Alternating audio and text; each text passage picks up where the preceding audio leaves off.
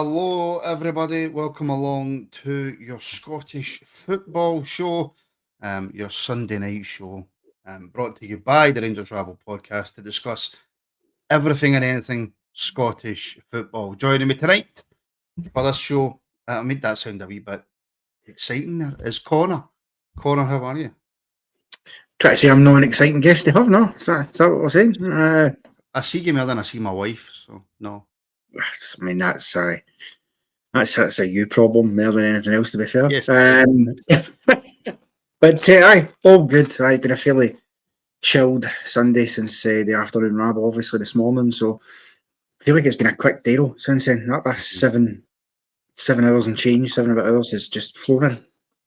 Well, I've been busy, so I've not actually had that much of a chance to watch the highlights of some of the games. So this is going to be a slightly different Scottish football show this week.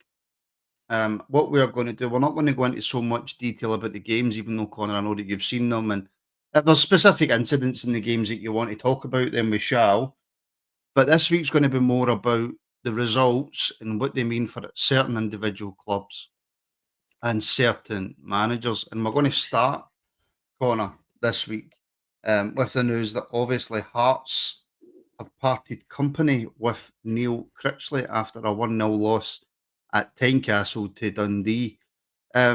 Firstly, by the way, massive result, Connor, for Dundee. Huge result for Dundee. Especially with Kilmarnock winning at home to Ross County as well. They needed to try and get that 3 points on the road. And they managed to do that. It's a tight battle down there. It really is. There's only a couple of points separating them all. I think Hearts, obviously, making the decision to sack Neil Critchley, I think that's partly been because of their concern that with that result, they are, albeit they still have a bit of a gap, they're very much in it. For want of a better term, they're only 2 points above Kelly, 3 above Dundee, 5 above County. They've still got to play all 3 of those, 2 of those 3 who are below them. At least one of them will be away, and neither of those would be nice away games. And you lose that, then you really are dragged into that race. So, for Dundee, you can't underestimate it. I think, looking at it, if Dundee beat Ross County, that probably would be enough to get them over the line. Because Kilmarnock winning that yesterday against County meant I think they should now be okay, albeit it's still very tight. County have still to place in Johnston, but then so have Kilmarnock as well. And the way that Hearts and Motherwell are, you wouldn't bet against these teams getting results against those two. So, yeah, it's all to play for. And I think Dundee, absolutely massive win. Hearts pumped Dundee 6-0 at Dens Park the last time the two played, just a couple of months ago there. And so for them to come into this game and, take a different approach and get the win. And look, we'll come into Hearts in a bit more detail. Hearts are their own worst enemies, really, a lot of the time. But for Tony Dalton, Dundee, it's huge. At this stage of the season, that 3-point cushion, don't underestimate the importance of that, because now the pressure's on Kelly and the pressure's on Ross County. They cannot afford another slip-up between now and when they play Dundee if they're going to have any chance of clawing them back in. Because you feel if they do, and then Dundee, we know Dundee and Kilmarnock is always an interesting game. It's never boring, that's for sure. It's never a dull affair.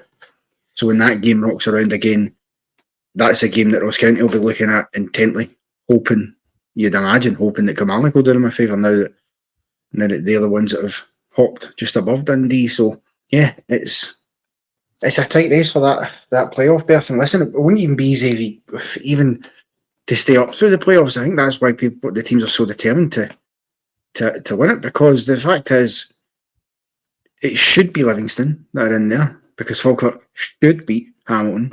Emphasis on should at home at the weekend, but anything can happen, as we've seen. Falkirk should already be champions and they're not. But either Falkirk or Livingston, or you've got Ayr United in the mix there as well. Partick Thistle are still there. Ross County will have memories of the last time they played Partick Thistle in a playoff final. The great escape that was that day, that comeback. So you just look at the list and you think, obviously Raith Rovers are still on the outside shout. So it's not going to be easy, and particularly Livy. You'd imagine if it was them, would be favourites to get in that final of the playoffs. And do you want to have to go and play Livingston away to maintain your position in the league if you're Ross County or Dundee at this moment in time? I don't think you do.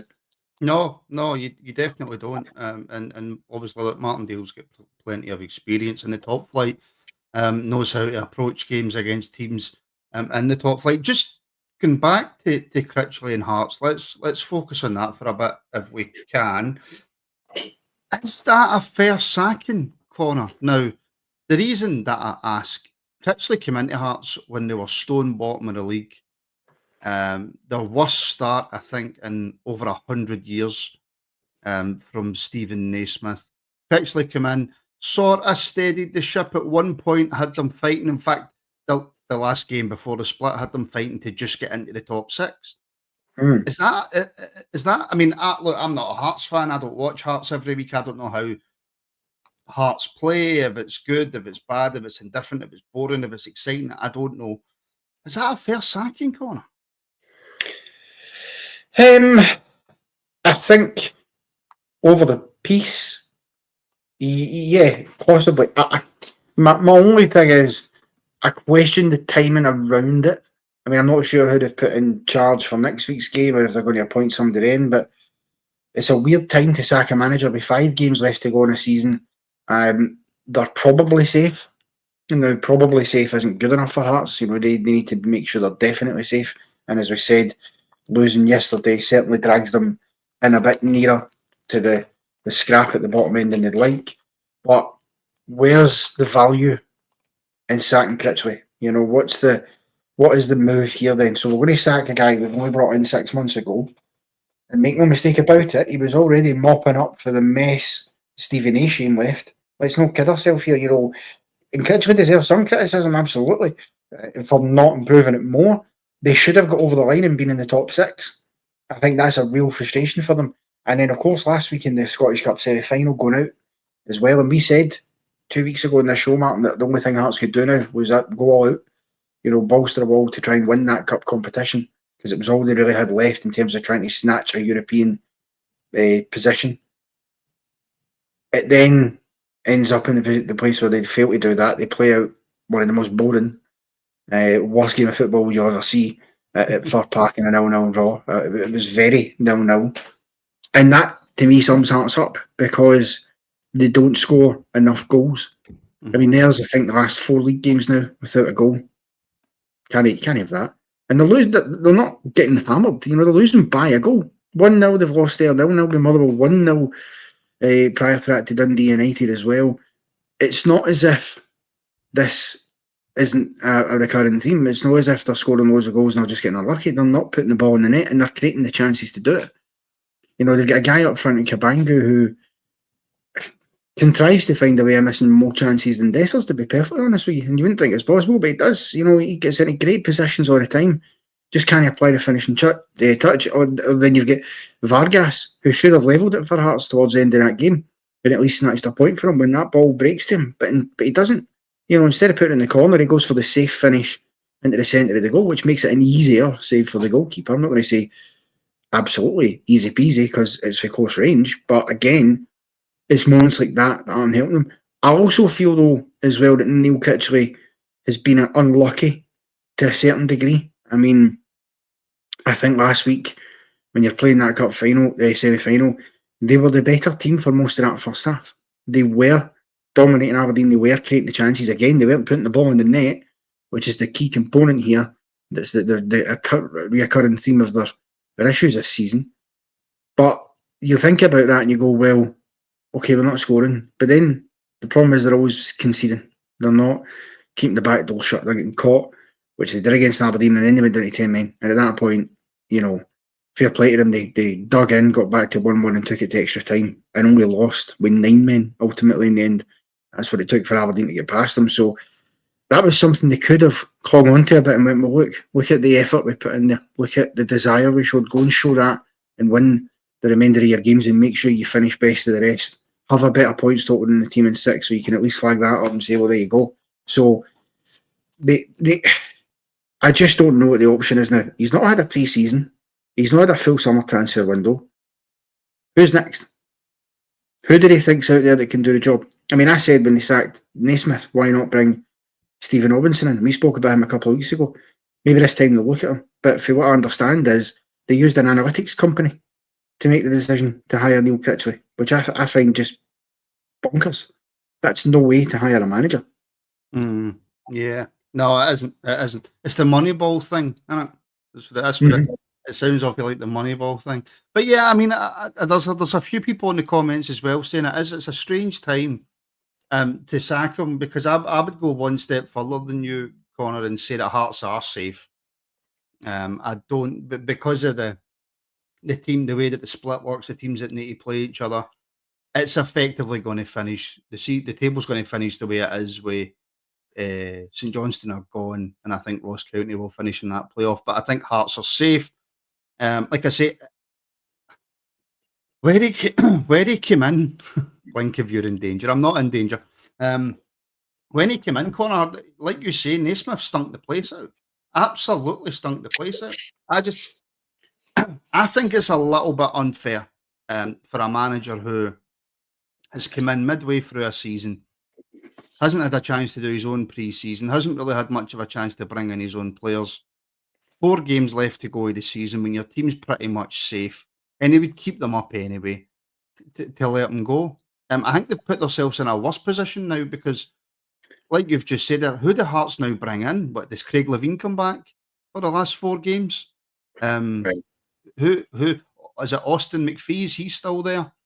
The set piece guy, or is he somewhere else now? I can't remember. I think he might be at Wrexham or something like that now, to be fair. But who comes in now for the last 4 games, Connor? Well, for what somebody in the comments thinks, you said Liam Fox apparently is the man that's been put in charge. Now, he had his time at Dundee United, of course, and he stunk the gaff out there. He took over interim there and done well enough that they gave him the job on a full-time basis. But you know what has then happened after that, I don't know. And I just want to throw this as well, because I think this is people to understand. When we talk about Stephen Naismith, right? He did manage to get them the 3rd place finish last season. But overall, right, when you compare his stats to Critchley's, they're not drastically better or worse. He had more games than Critchley, obviously. Neil Critchley managed Hearts 35 times. He won 14, he drew 7, he lost 14. A win percentage ratio of 40%. For Hearts, that needs to be better if you're going to finish 3rd. But it's not absolutely considering dire. the start. People seem to forget the start of the season that Hearts had. Yeah. Then Naismith, who had longer in the job, he had 65 games in charge of Hearts. He won 28, drew 12, lost 25. His win percentage rate ratio, 43.1. Now, if you look at that, Stephen Naismith failed to win 1 more game than Neil Critchley was even in charge of Hearts for.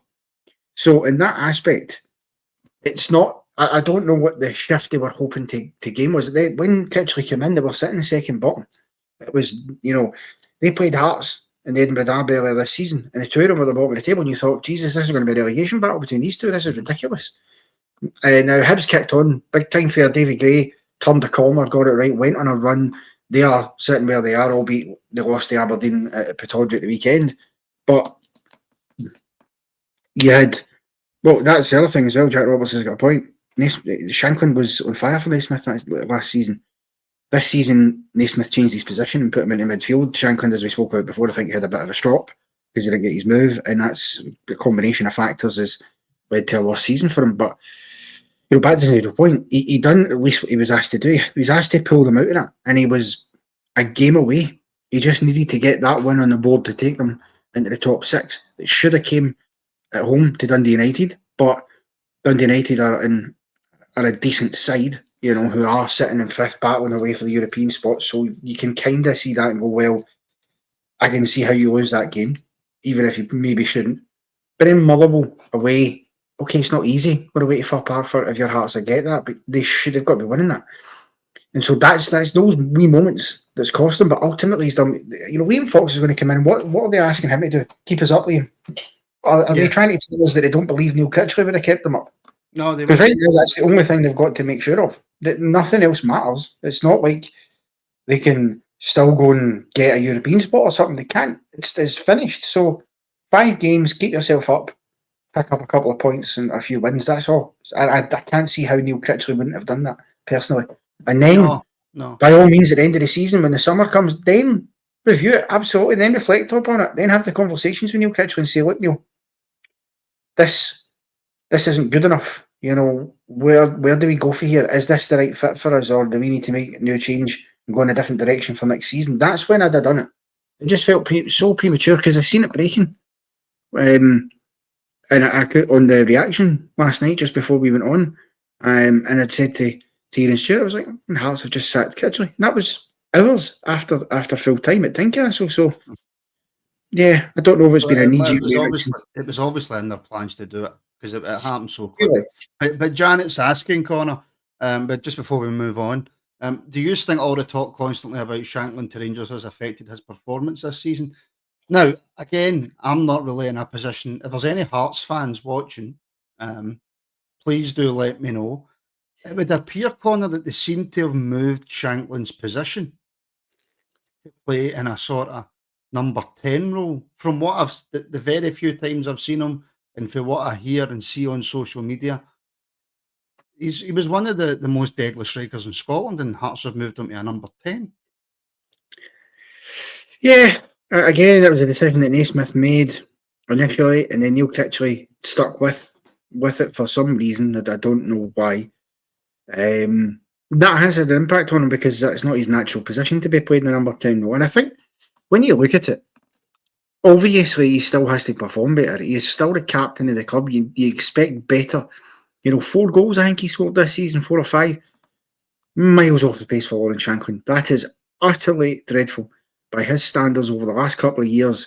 When you look at what he'd done and building himself back up again after things going wrong at Aberdeen, and then he tears it up at Ayr United, and then obviously getting his big move to Hearts eventually, and how well he done there. There was a reason he put himself in the market last season because of it, and there was interest. Nothing was formally made to Hearts in terms of Rangers, to be clear, but there was undoubtedly an informal interest. So he still has to take responsibility. I also think he has had games where he has been put back into the centre forward role and he's still not clicked with it. Now, we've seen a flash of it, just a brief flash last weekend in the Scottish Cup semi-final with the finish he applied against Aberdeen. That was a bit of vintage Lawrence Shankland, that finish. Just taking it down in the chest and getting one away first time and making sure that at the very least the keeper's going to have to produce an unbelievable save there to keep it out. That's the kind of thing he was doing last season. He was lethal. He wasn't taking 3, 4, 5 touches. He was just getting it down and hitting it. And that's not what we've seen from him. And I think the confidence is drained from him, in part because he'd been played in the wrong position, in part because his head was turned last summer, and I think he struggled that he didn't get any kind of bigger move that he was hoping for. But again, you've got to get that out your head if you're Lawrence Shankland and you're the club captain, and just get on with it. Yeah, you absolutely do. And just quickly on Dundee as well, Connor, that's moved up to 10th, 2 points ahead of Ross County, 1 point behind Kilmarnock, and 3 points behind Hearts. Motherwell out there on 42. Like we said, absolutely massive win. What have you made of the job that Tony Docherty's done this season? And obviously, look, going away to Tynecastle and getting a 1-0 win, regardless of the form that Hearts are on, it's a very good result. It was a horrendous goal from a Hearts point of view to lose. And Hearts obviously did score at the end, goal chopped off because of a foul by Craig Gordon. I'll actually get your thoughts on that before we move on as well. But Tony Docherty and Dundee, should they be higher up the table, Connor?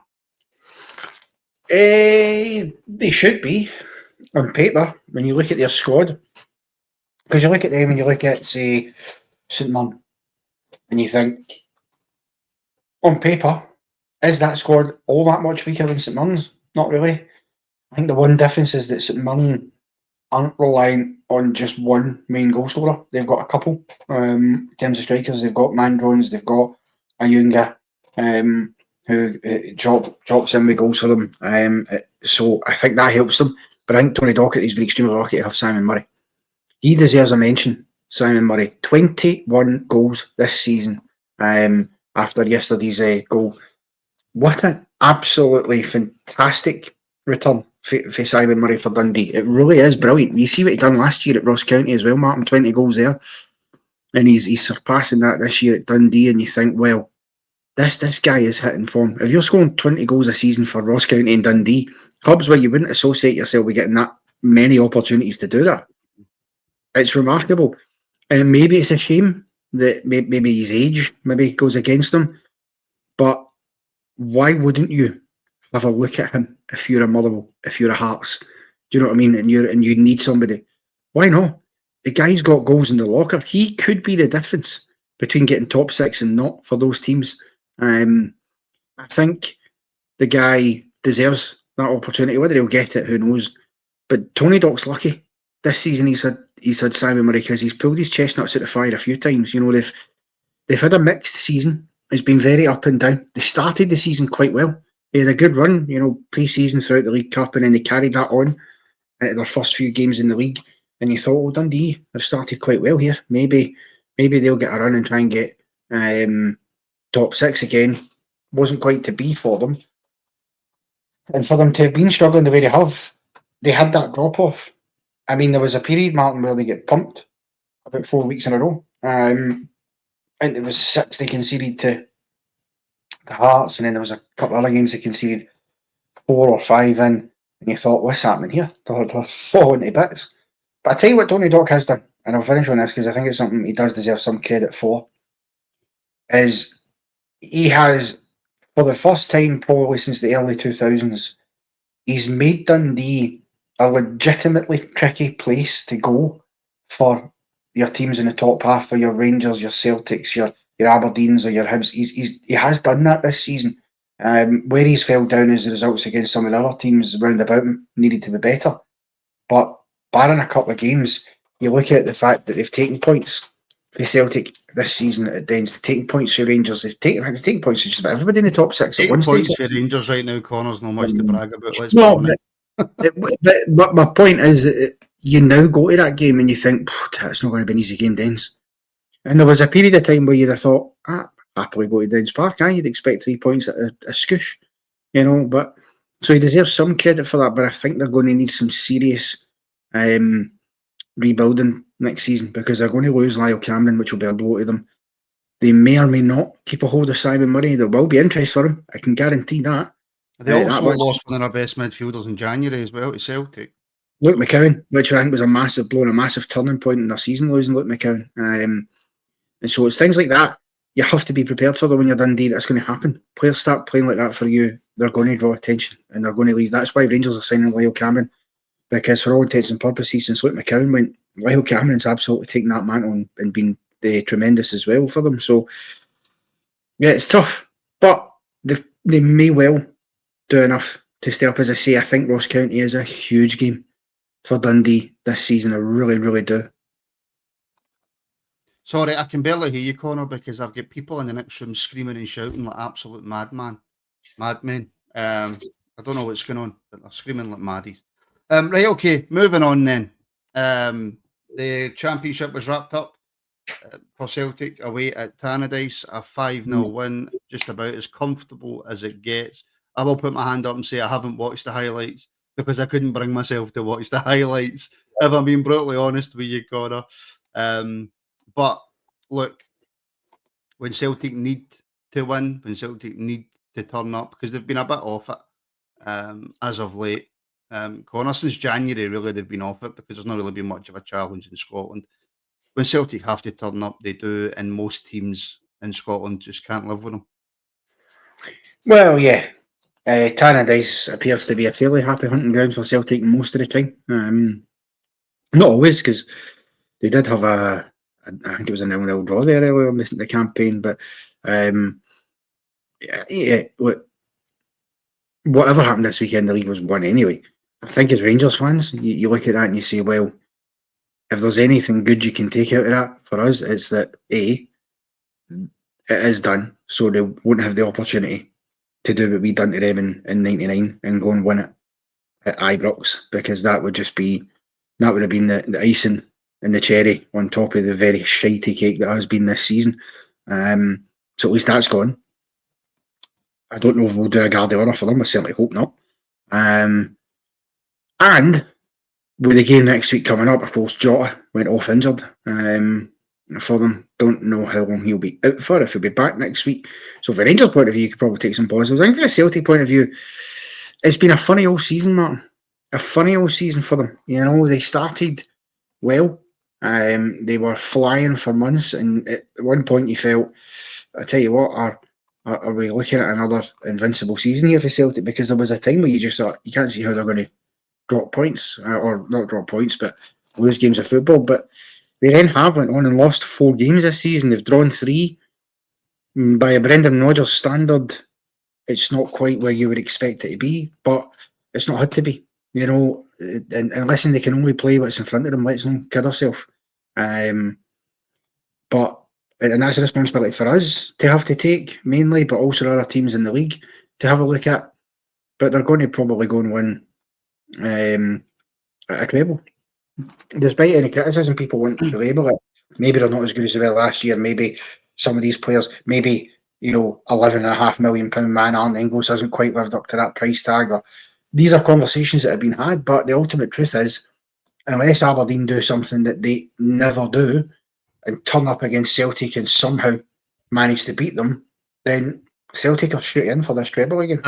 Celtic are a different animal, and as painful as it is for me to say, Celtic are a different animal, especially in Scotland when they have to win. Yeah. You know? So cup games, I get apart from maybe against us, but they still managed to find a way to win the League Cup final. They won the first Old Firm of the season. When they have to win, they win, and they win comfortably, which is what they showed against Dundee United. I mean, they've had slip ups this season that Celtic would never have. Connor away to St Johnston, you know, that doesn't happen under Brendan Rodgers. If you know that they're fully focused and it's not been too easy, and we've made it far too easy for Celtic this season. But from a Dundee United point of view, as much as I don't like them, I think that result would have probably have really hurt. God, Goodwin, his name went right out of my head there. Jim Goodwin's ego, because he's a very egotistical man. It also drops them below Aberdeen, and it drops them back into 5th. So as much as we can all laugh and joke about, you know, Dundee United and Jim Goodwin and his preferences and blah blah blah, he doesn't want to lose 5-0, and Dundee United were just hopeless. Oh, they were shocking, yeah. And I'm going by the stats, by the way, because like I say, the thing is, look, Celtic, we know, as you say, about being a different animal, we know it's not going to be easy, and nobody's going to sit here and say, oh, you know, Dundee, you're a disgrace for losing Celtic. Nobody's going to suggest that in the slightest. However, given the circumstances for them, they're in a position themselves, Dundee United, where they know they can still get themselves into 3rd place. They're sitting currently on, I think, is it 50 points they're sitting on? 50 points on 53. Yeah, 50 points, right. Hibs on 53. That to me is something that I just feel I just feel I'd expected more fight for them, given you've got that to play for, and you know as well. And that's just, again, I get it. Celtic were in title party mode, right? They were obviously up there to win that title and make no bones about it. But Jim Goodwin and Dundee United, his side knew that Hibs and Aberdeen were playing each other. That's an opportunity. See, when your 2 main rivals for 3rd place are playing each other, one of them has to drop points, or both. There's your opportunity there to claw back that gap. I mean, if they had somehow produced a win, they'd be tied on 53 points with both Aberdeen and Hibs. As it is, they're 3 points behind, they're still in it. Do I think Dundee United are going to be able to beat Hibs and Aberdeen? Not so sure. I mean, they go up to Edinburgh next, to Easter Road. Then their running is tough. It's home to St Mirren, away to Rangers, home to Aberdeen in what used to be known as the New Firm Derby to end the season. Now, that could be a potentially blockbuster game, depending how the other results go for them. But you just know Sky won't show it. Probably not, I know. But as I say, you just put, hopefully maybe Premier Sports will if Sky don't. But as I say, you're just expecting a bit more. Yeah, a fight for them. Do you know what I mean? Yeah. Rather than just, to coin a term, a phrase used by one of their prior managers a few years ago, just rolling over and letting Celtic tickle their bellies, because that's basically what happened. And in the end up, you have to say. I also just want to quickly say as well, to point it out, Celtic, as I said, they have lost 4 games this season, right? Now, that's more games than they've lost in the last 3 seasons. Because at the end of the last 3 seasons, they had lost 3. They could still lose another game between now and the end of the season. If they did, they would have lost 5 games. The last season they lost 5 games, Martin, was 2020-2021, when they lost the league by 25 points. And I think that's the context you have to put things in sometimes as well, and say, well, yes, Celtic fully deserve everything they're getting here, but it shows you how poor Rangers have been. It shows you how poor the rest of the league have been, that they can afford to lose that many games and still comfortably win the league in the first game of the split. Well, they've got a goal difference at +80, Connor. Like, oh, they're fucking miles ahead, aye. You know, and so that is something that needs to be looked at. But, you know, as I say, my point is, if we beat Celtic next week, then they've lost 5 games, which is the first time they've lost 5 games in a league season since Neil Lennon's tenure came crashing down around them in the 10-in-a-row season. So, again, that tells you that Brendan Rodgers is skating by in the fact he's going to win this treble by being the best of a mediocre bunch. I think he'll know that he'll need to improve. His team will need to improve massively next season. I don't think Brendan Rodgers is under any illusions. It doesn't mean that they can't enjoy winning the league and winning cups and winning trebles, of course. They should do, absolutely. It doesn't matter how poor you've been, you still celebrate that, don't you? But he'll be under no illusions. He'll be there next season, though. Well, it remains to be seen. There's job openings that come up. You know, there was the rumours about Leeds, and then also that seems to have had, you know, the colours pumped on it. But you just don't know. You know what I mean? But they will need him. They will. And the difference is they absolutely will do that. They'll go and invest again in the summer. Yep. They'll have players in and out because that's the model they use, and they will be better again next season. And so the challenge is, can the rest of the league try and improve themselves as well? Not for the benefit of Storm Celtic, but for their own benefit more than anything else, because at the very least, out with Rangers, every other team in that league should be thinking, we can go and win cup competitions, because the domestic cups are a chance for anybody, particularly your Aberdeens, your Hibs, your Hearts, you know, even your Motherwells. These are sides who should be, certainly historically, competing to win these trophies in terms of the domestic cups, not the league title. Yeah. Right, okay, let's move on then. We're streamlining through this, Con. We're doing it right. Game of the weekend, I think you said, and a game that effectively confirmed St Johnston's, I mean, not mathematically, but it's effectively confirmed St Johnston's relegation. Corner, Motherwell 3, St Johnston 2. It's not been a big secret that St Johnston have been pretty much dire this season, and that they were always going to be going down. Yeah. Poor stuff for St Johnston. I think Seymour Valakari will have been tearing his hair out of this one, though, because they got off to a very good start, the perfect start. Mackenzie Kirk fires them in front after 6 minutes, which is a very decent goal. They managed to work. A good ball over the top for Carey, and it's squared across to him, to Mackenzie Kirk, who unmarked puts it in the net. And when you're playing a Motherwell team who don't necessarily have the wind in their sails right now, you'd have thought, well, do you know what? Maybe we can get something here. But they had a crazy end to the half. That, you know, going 2-1 down before half time for them sums it up for me. You know, the man of the goals, 2 goals in a minute. How can you lose 2 goals in a minute? It's mental, but it shows you in football. Only takes a second to score a goal. But to concede 2 in a minute is mental. The second one is an element of unluckiness to it in terms of it being an own goal, but because obviously Spranger, it's not like he can do much else. He's sliding in to try and stop it and it just comes off him. That happens. But it's the before that. You know, you've just conceded to be 1 each. So at the very least, if you're a manager on the touchline, you're screaming at your players, at the very least, make sure we get in here level. Do not go in behind in this game. And it crumbled round about them, unfortunately. And then they conceded the third quite quickly after the restart as well in the second half.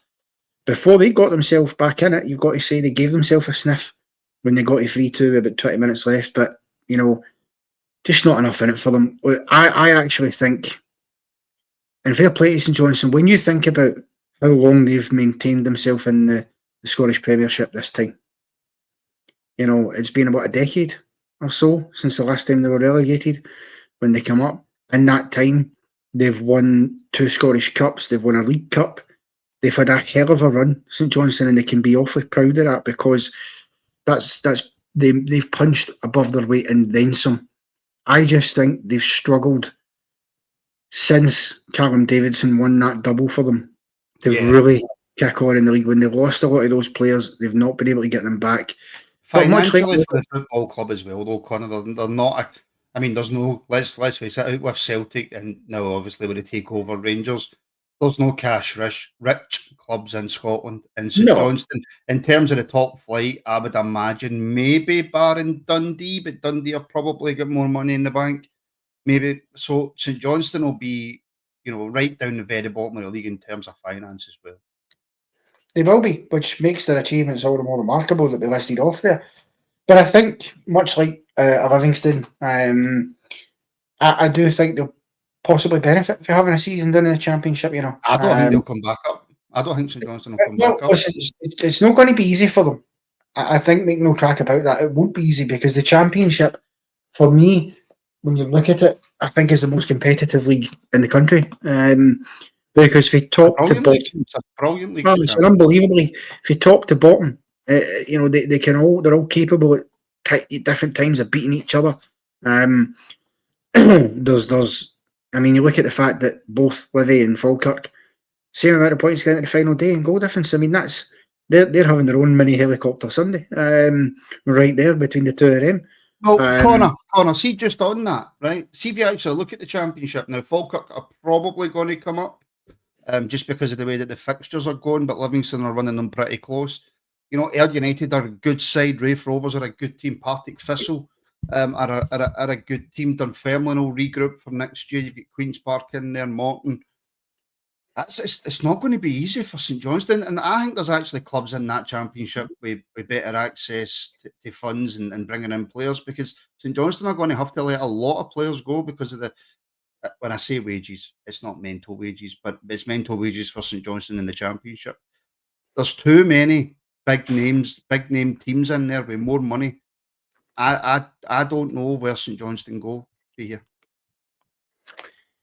Yeah, well, it's certainly an interesting one. Look, don't forget, by the way, of course, Arbroath will be back in the Championship next season as well, having won League One. So you'll have a wee Tayside Angus derby there for St Johnstone. Don't know if that means anything to them, right enough, but it'll be an interesting game, I'm sure, for those that attend it. But again, I make that point purely because Arbroath won't be a prospect to be sniffed at. I don't think people would. You don't enjoy going and playing away and playing games of football away at Arbroath in the blustery, windy conditions there, especially when their ground's right in the seafront. So it's no easy. But that being said, though, it's the importance of getting it right. Livy, I think a lot of people felt when they went down. I think a lot of people felt they probably would come back up because people were like, well, look, Davy Martindale, give him keep him there, give him the keys, let him see if he can get you back up. He should do a decent job.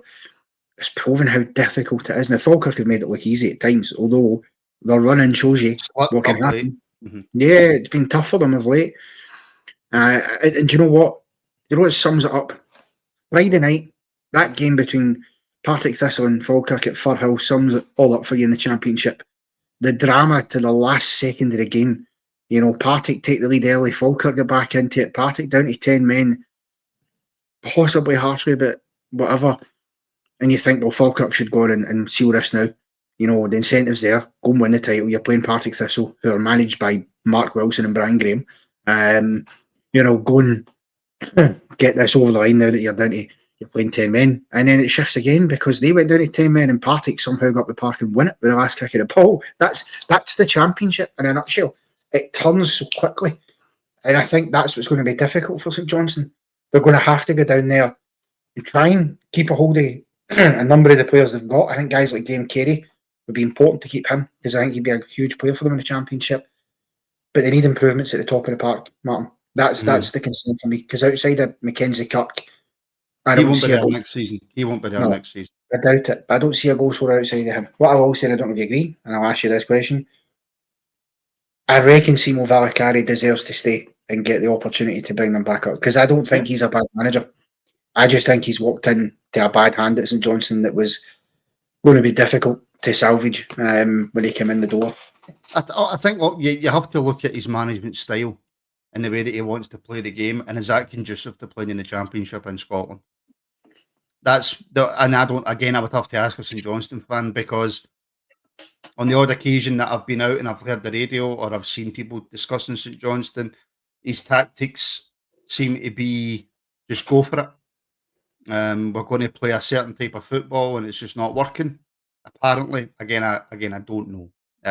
So it just depends on how St Johnston, how the Valakari wants to play. If he's conducive to getting results in the Championship, because it's a much different league, and like you say, a much more competitive league than the top league in Scotland. So again, it'll be interesting to see. Listen, St Johnston might prove me completely wrong and come straight back up next season. I just don't see it happening. But maybe I'm wrong. Motherwell Connor, after the way their fans, all 7 of them, treated Kettlewell, they don't deserve to be in the top 6, and they deserve to be fighting for relegation, but they're more than safe. They're safe, right? But that's the truth of the matter. Again, kicking the teeth for them 2 weeks ago, because much like Hearts, if they had won that game, they'd have been in the top 6. They'd have pipped them under the post. If Kettlewell had stayed, they would have been in the top 6. Possibly, yeah. But I think there were some issues under Kettlewell's time, but I think his treatment was appalling. I think sometimes in football, that's karma for you. I think sometimes you get what you deserve, and not the Motherwell players, certainly, because I've only ever heard them speak very, very highly of Stuart Kettlewell.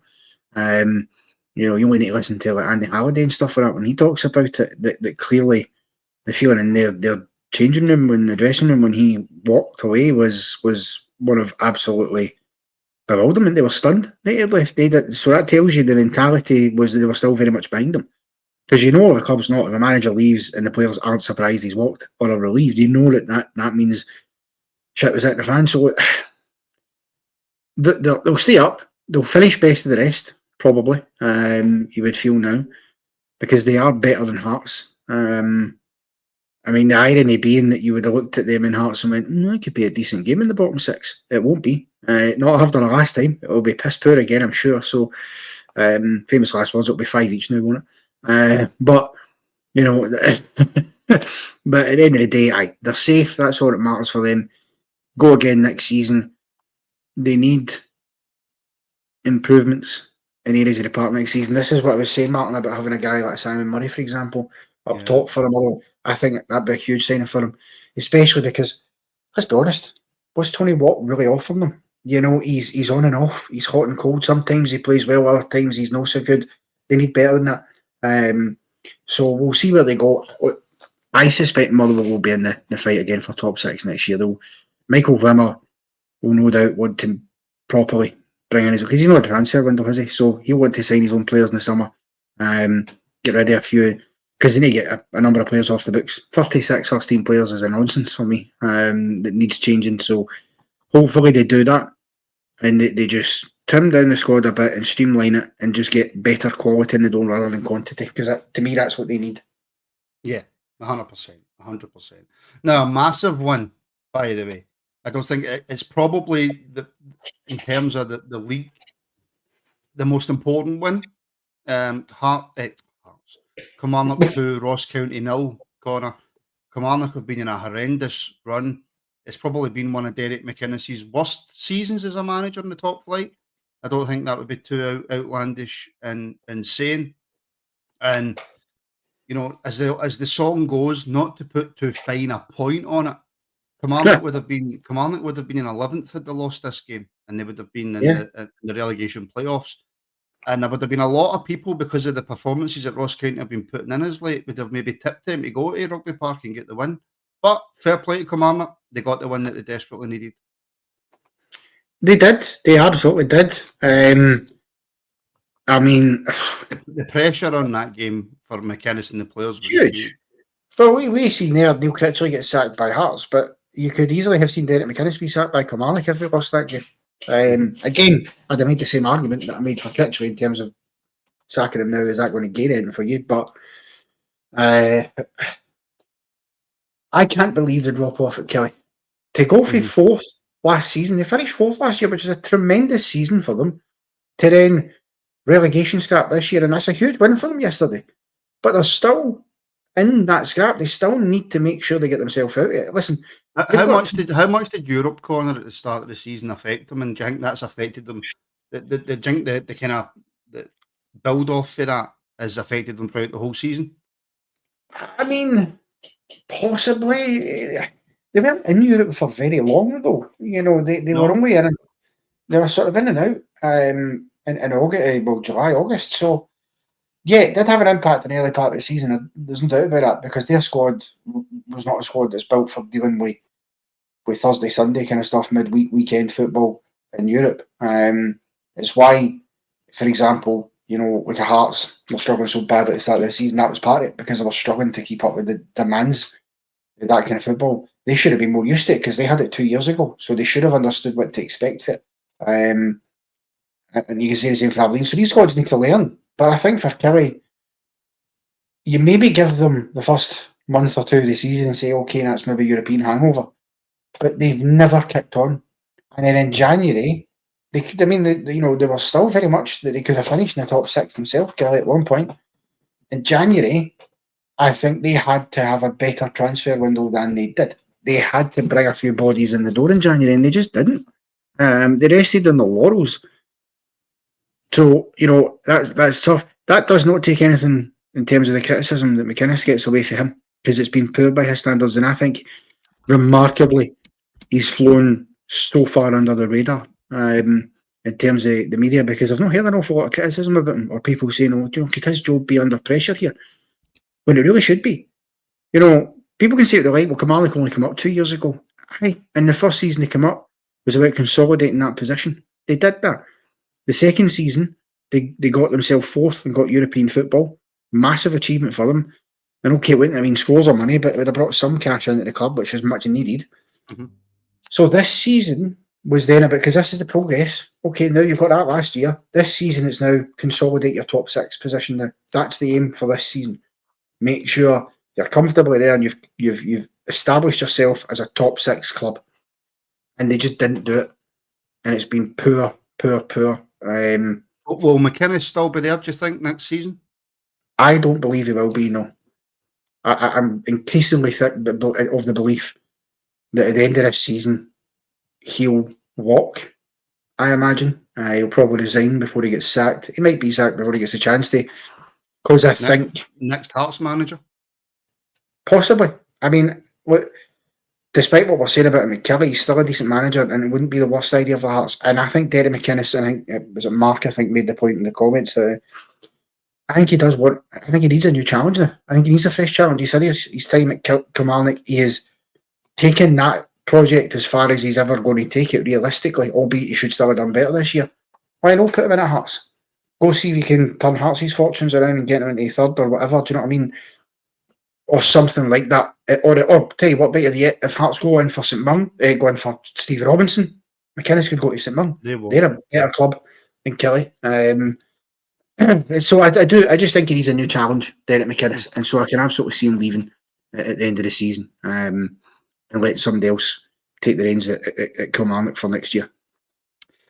Just very quickly before we go into the final game, Connor, which is Aberdeen and Hibs. Obviously, like, this is a Rangers predominant channel. On a Sunday when we do this, it's the Scottish Football Show, but so we talk about every show. We're happy to have guests on who support any team in Scotland. This is supposed to be a non-blue tinted spec show, and we do try our best to do that. And obviously, it's not always easy, especially when you need to discuss Celtic winning 5-0 and winning a league, and you just want to close your eyes and shut your ears and not talk about it, but you have to. So we will, even though we've done a full reaction on it, Connor, which you were on, just very quickly on St Mirren 2, Rangers 2, a game that I refused to watch the highlights. I was in Peterhead, and I'll give Peterhead a shout out in a minute, but I refuse to watch the highlights of it. But from a St Mirren point of view, Connor, coming back twice from being behind, Stephen Roberts has done a magnificent job there, hasn't he? Absolutely has. He absolutely has. And he deserves all the plaudits he's getting. It's why I believe he has, for me, got to be up there as one of the top candidates for the Hearts job. Because, frankly, I can't see why, if you're Hearts, he would not be someone that is near the top of your list to want to have a conversation with at the end of this season. Because he's earned that. And we said it last time we were on. They called their shot, St Mirren. They called their shot 3 years ago when Steve Robinson came into the club and they were not in a great position. They called their shot and they said, look, we want to be a top 6 club. That's our goal, it's our aim. We're going to be a top 6 club. They were laughed at. People were like, aye, right, okay, you're going to be a top 6 club. Nay bother, aye. That's what will happen. And, but I believe the chairman said top 4, did he not? No, he said top 6. Top 4 was, top 6? I think, the overarching ambition, but top 6 solidifying that, and they did. Oh, by the way, Connor, Graham's not happy with you. Stop touting there. Sorry, Graham. It's a compliment, mate, because I just think very, very highly of your gaffer, Stevie Robinson. I really do. And I think he is. I just think it's criminal how he gets overlooked every time these jobs come up. How he's overlooked, for example, when the Hibs job became vacant last year, and obviously what David Gray's done, fair play. How he was overlooked for the Aberdeen job. How Hearts overlooked him and appointed Neil Critchley. I feel that's criminal. Because he deserves better than that. Hell, he was even overlooked for a return to Motherwell. Now, whether they'd have wanted to do that or not, I don't know. But again, mental. That as I say, that's how highly I rate the man. But 3 years in a row, top 6 for St Mirren, for where he took them for as well. What an achievement for Stevie Robinson. They have been a pain in our arse this season. They have been such a thorn in Rangers' side, it's not even funny. And the games they've played against them, they've taken 7 points out of a possible 12. For Rangers, 2 wins and a draw. That just doesn't happen. From a Rangers point of view, that's criminal. Apologies, Graham, in the comments. Apologies, but from a Rangers point of view, that's absolutely criminal. We should not be losing twice in a season to St Mirren. One-off, yeah, fair enough. Anybody can lose a one-off game. But AJ's spot on. I don't know any team that's heading to Paisley and goes, yeah, we're confident today. We're confident today. Because for me, and Stephen Robinson has no affiliation to Rangers or Celtic. In fact, doesn't like any of them, right? As far as I'm led to believe. So this isn't coming from a biased point of view or anything like that, right? What he does so well is that he takes players who are slightly past their prime, and he makes them play at a level that they haven't really played throughout their full career. He doesn't just improve young players, Stephen Robinson. He improves players who are at the twilight of their career. And from what I've noticed, and maybe Graham can back me up here or not, the players want to run through brick walls for him. They do. They absolutely do. What he gets out of these players are honestly incredible. And as you say, he takes players that have maybe been in the fringes, have maybe fallen out of favour, and then he just turns them around. He does. I think there's a number of examples of that you even seen yesterday. You've got guys like Mikel Mandron, who I think, and Graham can tell me more about this, being a St Mirren fan, but a guy who was, for a period of time at St Mirren, written off, quite frankly. It certainly seemed he's come on and been better this year for them. Jonah Ayunga, I'll be amazed if they keep a hold of him. Sorry, Graham. I know I'm now selling your best players as well, but I'll be amazed if they do. What a talent that boy is. I'm not sure what age he is. Even the likes, but Connor Gogic. Every time we play against St Mirren, Gogic looks like prime Maldini. Can he get past him? Can he get the ball off him? He seems to be 10 or 15 yards quicker than what he was anywhere near but the player that he was at Hamilton. So even the older players like Gogic are stepping up a level under Robinson. Oh, they are, absolutely. He's stepped up massively. Gogic, again, talk about a player who was written off. There's Alex Gogic for you. You know what I mean? That man was written off several times. He went to Hamilton. You know, he had his best spell of his career in his first spell at Hamilton. Left there, jumped about a bit, went back to Hamilton for a brief spell. Didn't work out. He was piss poor. And you thought, right, well, Gogic is in the scrap heap here. He's probably not going to play in the Premiership again in Scotland. In knocks St Mirren and Stevie Robinson who pick him up. And what a turnaround. You know, as you say, he just turns into prime Maldini when he plays us. It is brilliant what he's done. Another one who deserves a mention as well is Declan John. Talk about a guy whose career fell off a cliff for a while. You know, he had it looked as if he had a bright future when he came to Rangers on loan, I think, at the time for Cardiff. You know, it looked at that time, it wasn't the best time for Rangers, but, you know, he looked okay in spells for Rangers. You know, without pulling up any trees, I think it's fair to say he had spells where he went through a few games and you went, I tell you what, we Declan John's doing all right here. Then he obviously left. We chose not to keep him. And then he bounced around the lower leagues of England again. And then Stephen A. Smith, what a coup, decides to go and pick him up for, well, he was at Salford, but on Stevie loan for Robinson, not Stephen A. Smith. Don't ever give Stephen A. Smith. Stevie Robinson decides to go and pick him up for a loan spell he had at Salford last season from Bolton Wanderers. It's a brilliant piece of business. You know, and again, he was involved. Unfortunately for us, he assisted the equaliser for Colin McMenamin. Again, another player who has come on to a game for St Mirren. Well, that's it, Graham. You know what I mean? It's always tough when you think about how these players have done for you this season and you know they're going to leave. I think Taylor, Mandron and Osanya are going to be losses for St Mirren. But you know what? Stevie Robinson stays and he doesn't go. There's nobody better to go and identify the next Mandron, the next Osanya, the next Taylor, and improve the squad again. He has done that time and again, and he deserves all the credit in the world for it. Absolutely. I mean, he's so good at developing younger talent. You know, talk about experienced guys that are maybe over the hill that he's developed, but he develops young talent so well as well. I mean, even at Motherwell, Turnbull, Alan Campbell, who was a Premier League player last year. Okay, Jake Hastie left Motherwell too early, to be perfectly honest with you. That's on us because we signed him. Yeah, we helped. I mean, Hastie's still got to take his part in it, but we did. We helped that boy ruin his career a bit effectively. Yeah. You know,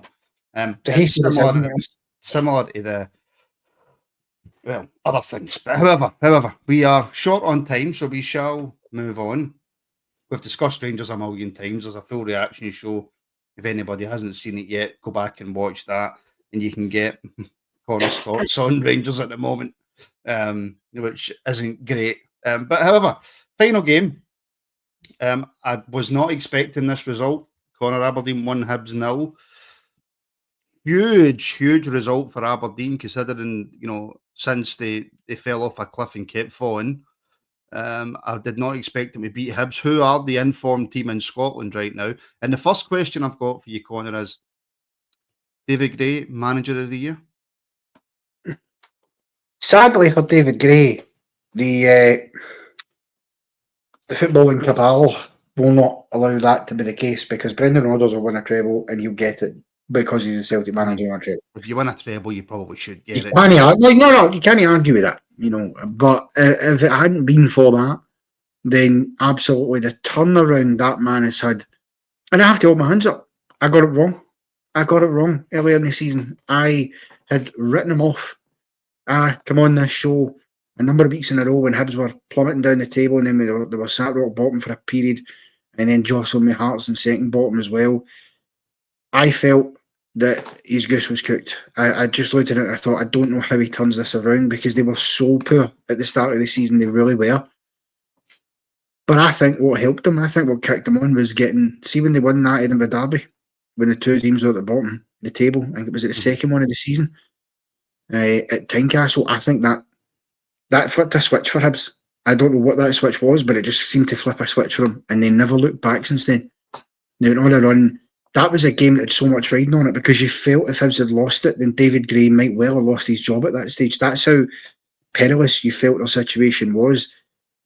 But what he has done for an inexperienced manager as well, I mean, let's be blunt about it. The only experience he had was 2 interim spells in charge of Hibs. One last season and one, was it just after Neil Lennon, I think. He had a couple of games where he took them. I can't remember if it was Lennon or it was after that, but anyway. So I just think, fair play to David Gray. If he get... listen, losing yesterday was a blow, but it's a game that they look back on and know they had the chances to win.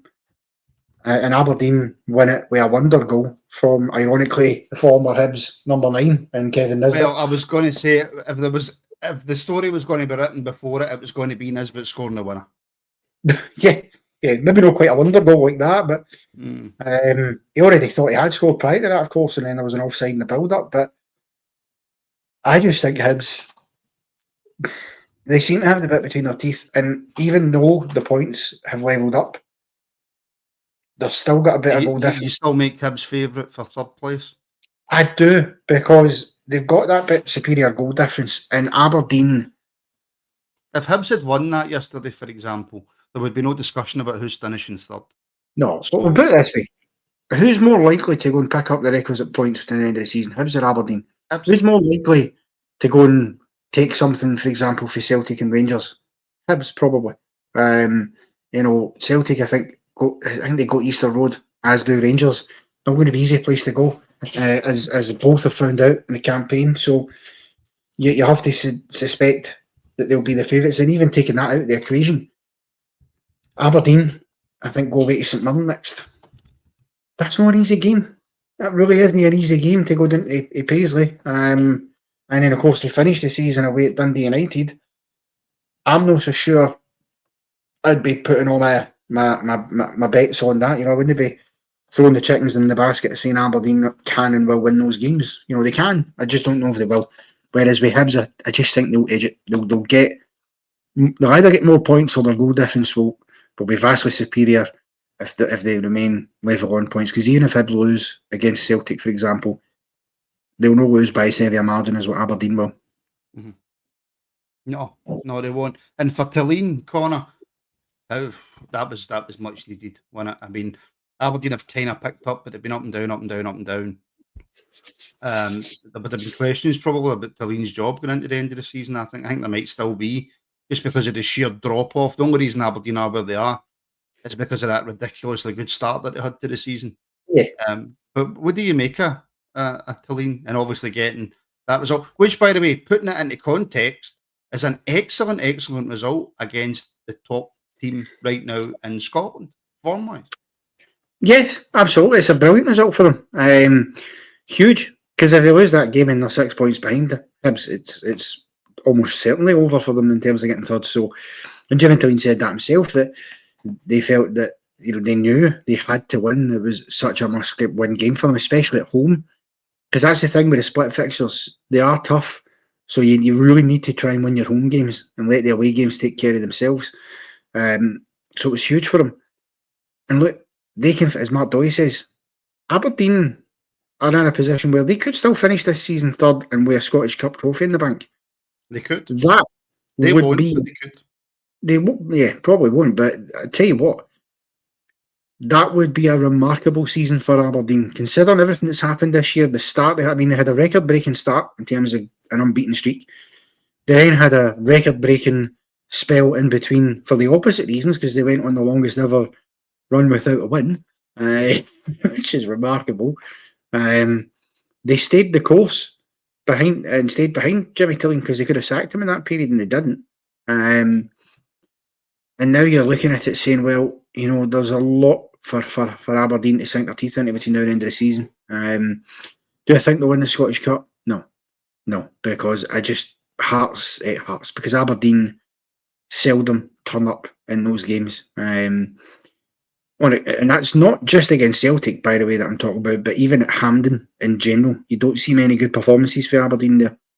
I will grant them that was it last year or the year before when Peter Levin was in charge, interim charge, they absolutely did turn up in that semi-final and got so close, when they went to penalties, having been behind at least twice in that game as well, and probably denied a Stonewall penalty. So fair play to them for that. But that's about the only time that you can look back on and go, yeah, Aberdeen turned up better and were unlucky. The rest of the time they get pumped, and I think the problem was they were on that good run early in the season, and they get pumped 6-0 in the semi-final of the League Cup by Celtic. I think that set them back. I think there was something in that result that mentally hammered Aberdeen. It was like they just went back to. It was like they get put back to factory settings. With that result. the best way to put it. So it was a bad spell, but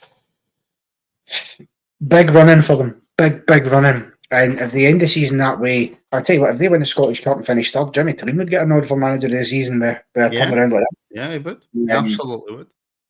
That's actually a fair shout. It all just depends, I suppose, on how the last 4 games go. But I'm with you. I would. I'm not a betting man. I don't really bet. I don't understand odds. But if I was, I'd be sticking a fiver on Hibs to finish.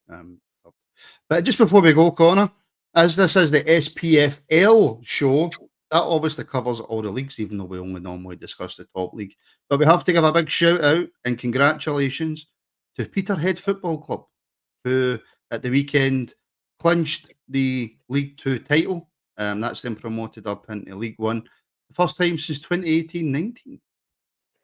Yeah, well done to Peterhead. It's been a long time in coming for them. Again, it shows you these leagues are tough. It's so hard when you're down and it's because you go down these leagues, you lose players, and all of a sudden, it's a difficult thing to do when you're a club like Peterhead. So, yeah, well done to them for getting up. Obviously, congratulations to your brother. No idea what you're talking about. We'll maybe hope that we see him potentially in a Peterhead jersey again next year. But that system down there, that's why it's so crucial trying to stay in these divisions, because going down, God Almighty, takes a while. Just under 2,000 people at the game as well, Connor. Yeah, well, absolutely, yeah.